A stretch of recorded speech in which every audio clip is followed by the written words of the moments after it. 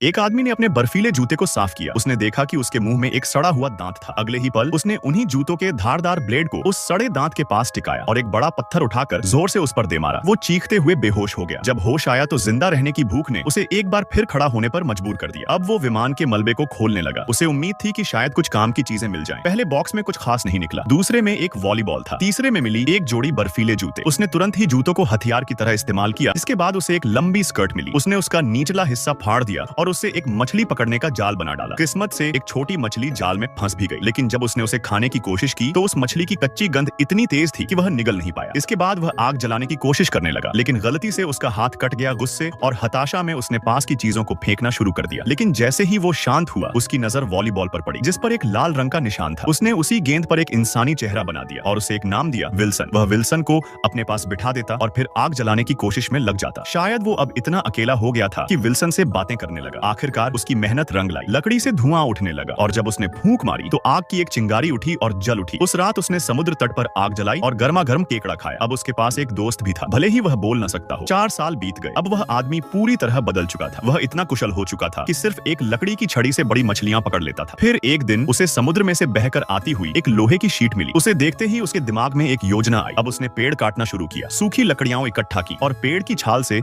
रस्सियां बनाई। यहाँ तक कि पुराने वीडियो टेप को भी उसने फाड़कर उनसे और लंबी रस्सियां बना डाली, लेकिन फिर भी रस्सी कम पड़ रही थी। अब उसने विल्सन की ओर देखा, जैसे अपने किसी पुराने दोस्त से बहस कर रहा हो। आखिर में उसने पहाड़ की चोटी पर चढ़ाई की और वहां से वह रस्सी उतार ली, जिससे वो पहले कभी आत्महत्या करने वाला था। जाने से पहले उसने विल्सन को अच्छे से सजाया, पत्थरों की दीवार पर एक अलविदा संदेश उकेरा और फिर विल्सन को नाव के सामने बांध दिया। उसने उस एकमात्र पार्सल को भी साथ रखा जिसे उसने आज तक कभी खोला नहीं था। अब वह समुद्र की ओर निकल पड़ा।